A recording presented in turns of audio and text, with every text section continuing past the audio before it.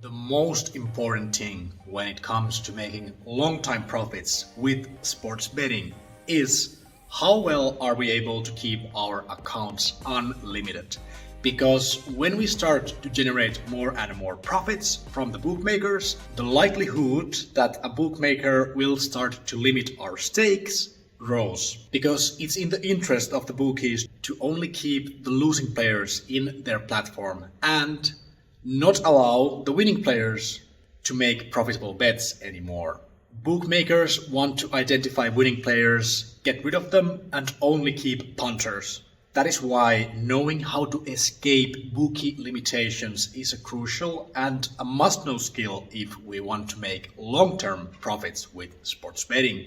And we'll take a look at the best practices of avoiding limitations on this video. My name is Mikael. I appreciate the time you're taking to watch this video, and let's get right to it. Bookies hate winning players. That is why we want to be perceived as a losing player for as long as possible.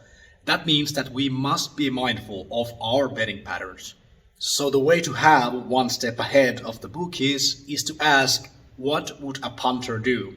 Well, one important thing is to use mainstream leagues. Big leagues with big volume of betting. In general, this means something like the Premier League, NFL, NHL, anything that is major and has a lot of people betting on this event. If we are making very big bets to very small leagues, that can instantly lead to our account being flagged and soon after that being limited. People mostly bet during weekends and nighttime, so that's also when we want to be betting. We want to use round stakes. For example, in arbitrage betting, the optimal stake might be something like 1867. Instead of that, let's just use 20. Preferably, we want to bet amounts like this 10, 20, 50, 100, because that's the staking that most of the players are using. And we want to be perceived as a punter for as long as possible. That means we also have to do some minus EV bets once in every blue moon. That means using some accumulators with multiple events,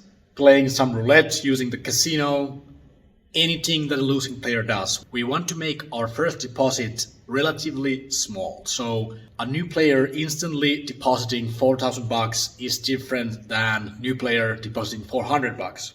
So the first deposit shouldn't be too big. We also want to bet one bet per game. Secondly, we want to hide our information as much as possible. This means that we will be using slightly different information like email addresses and nicknames to different betting sites. And we really want to be using incognito mode to deny cookie savings. Whenever possible, we want to use VPNs to hide our IP address. We do not want to be logged into Facebook with the same browser that we're registering to a betting site. All in all, we want to give as little information of ourselves as possible. The third important thing to understand is that nothing lasts forever. Once we start to make consistent profit with sports betting, it is a question of how long will it take before we are limited on certain bookies. But being limited doesn't mean that it's end of the profits, because in many cases we can still keep betting even though the account is limited.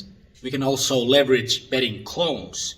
A betting clone is a betting site that has the exactly same events. For example, Unibet and 32Red have exactly the same markets with the exactly same price. And there's nearly 10 betting sites that are cloned to Unibet. Once we get limited, it doesn't mean that we can only bet $0 to an event. It might be that we can only bet $8.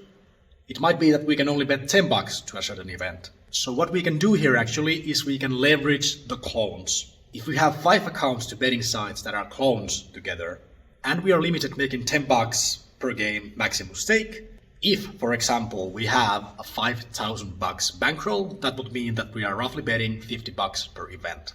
Since we are limited to betting only $10 a game, we can leverage the clones here. So we can only bet $10 per clone, and we can make that full $50 bet to this event by making the same bet multiple times in different bookies. Even after being limited, still some leagues might be available. Usually it's the bigger leagues.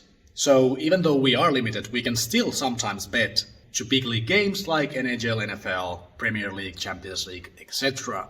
So in many cases, we can still keep using the limited account. That is it, the information package that we need to avoid bookie limitations for as long as possible. It is really crucial skill if we want to make consistent profit with sports betting. I will be answering all questions, all comments, and thank you so much for watching this video. I hope that this video brought some new information to you. It was useful in some way.